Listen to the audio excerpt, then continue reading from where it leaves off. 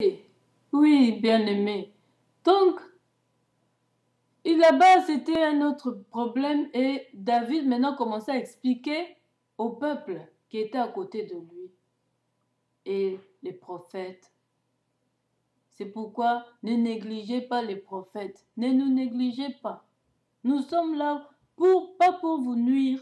Nous sommes là pour vous servir. Il a appelé les prophètes. Ceux qui sont Judas, parmi eux, Dieu va les confondre. Dieu va les confondre. Mais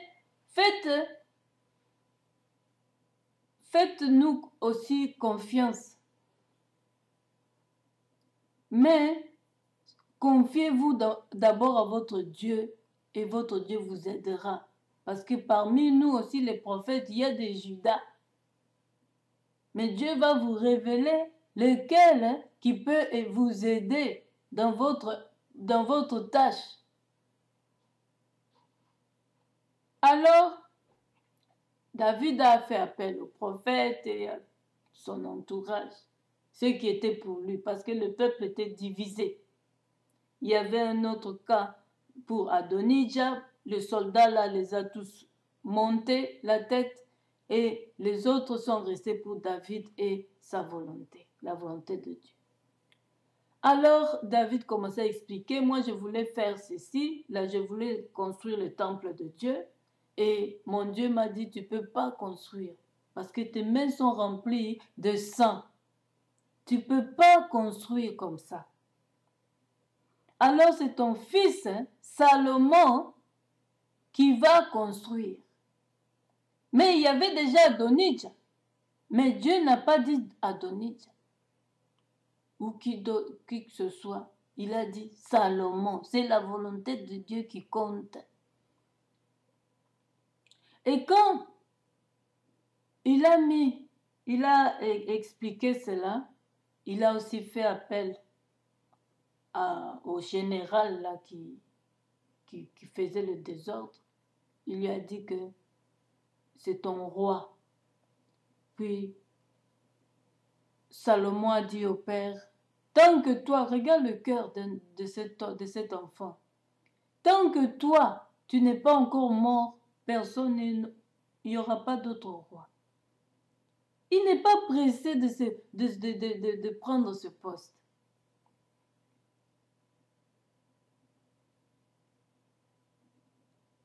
Le poste de ton père, ne jalouse pas ton père parce qu'il est comme ça, parce qu'il est riche, ou parce que dans sa richesse, il ne s'est pas occupé de vous, il vous a négligé.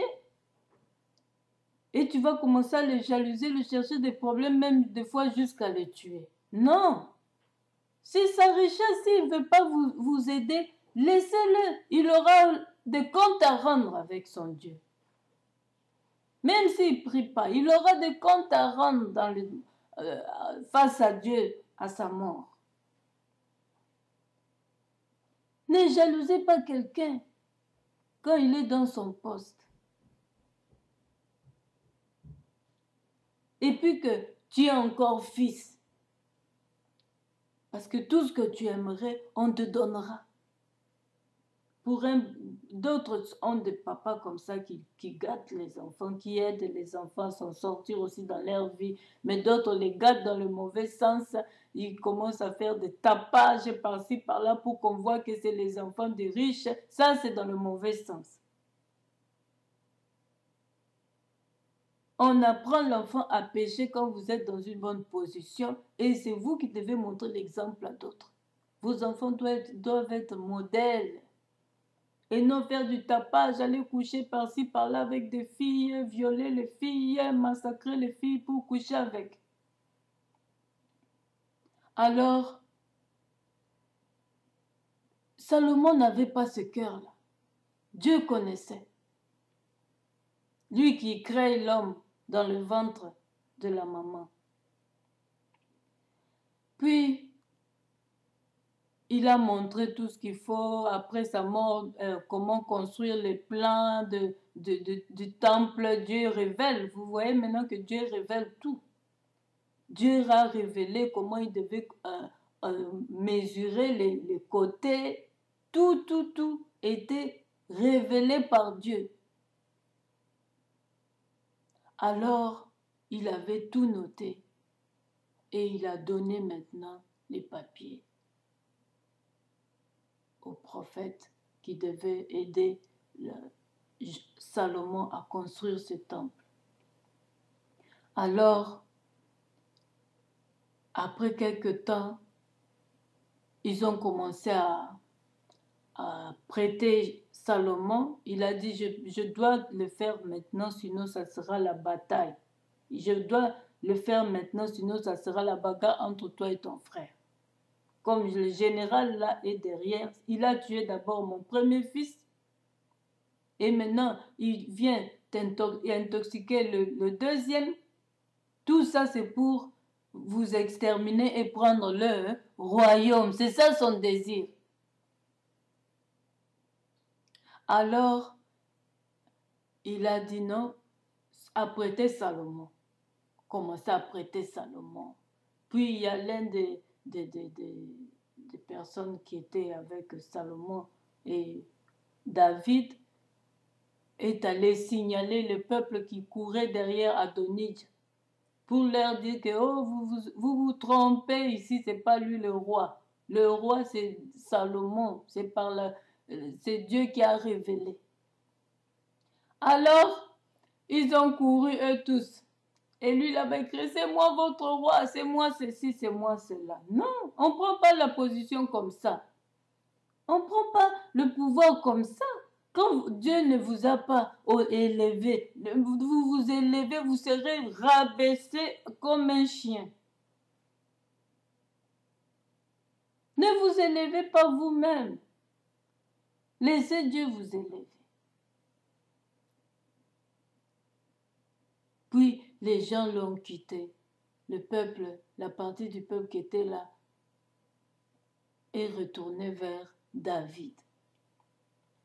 Et c'est alors que David va faire la cérémonie, lui parler, lui fortifier en étant, pour être roi, il ne faut pas te laisser faire. Pour être roi, tu dois être ferme. Pour être roi, tu dois être comme ça, comme ça, comme ça, comme ça dans d'autres choses. Il ne faut pas trop te laisser aller. Il ne faut pas avoir peur de quelqu'un, mais de Dieu. Il faut servir ton Dieu comme moi je l'ai fait fidèlement dans toute sa maison. Et il te protégera. Il te gardera la vie longue. Alors il a fait tout ça. Il a donné la place à Salomon. Ils ont proclamé que c'était le roi maintenant. Donc le pouvoir, quand Dieu ne vous a pas élevé, ne vous élevez pas vous-même. Ne vous élevez pas vous-même. Et ne pensez pas que ceux qui viennent là vous soupçonner que toi prends le pouvoir. Parce que lui, ton frère là, on voit que c'est ça. Chasse cette personne. Chasse la personne là. Tu ne sais pas qu'est-ce qu'il a derrière sa tête. Parce que cette personne là qui vient te souffler, c'est comme Satan qui soufflait la femme et Ève pour qu'elle mange le fruit, pour qu'elle pêche. Et puis ensuite, prendre maintenant l'autorité sur la personne, sur les gens. Alors, c'est ce que Ève avait perdu son pouvoir de Dieu, que Dieu maintenant a remis en Jésus-Christ, le pouvoir de Dieu, que Satan avait soufflé à l'oreille à Ève. Ève, faites attention à ce qu'on vous souffle, faites attention. Discernez qui me souffle quoi et quoi. Et je dois faire quoi maintenant? Prie ton Dieu.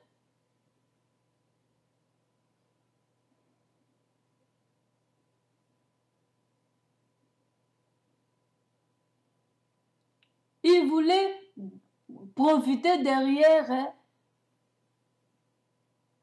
Adonija pour prendre lui ensuite le royaume.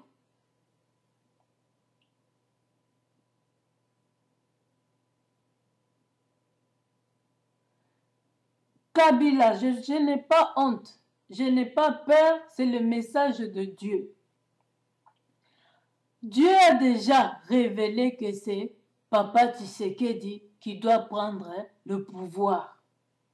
Mais les gens qui sont derrière toi, tu comprends bien, mais les gens qui sont derrière toi, ils veulent les richesses du monde, de notre pays, de notre sol. Et tu le sais. Ils veulent se servir de toi. Et en se servant de toi, c'est eux maintenant qui dirigent si tu ne sais pas. Tu es seulement une étiquette. Toi, Kabila. Tu es étiquette au Congo. On ne peut pas recevoir un président comme ça. Tu n'es pas un président, tu es une étiquette de ces Occidentaux qui se servent de toi et qui dirigent notre pays derrière toi. Nous allons continuer, bien aimé.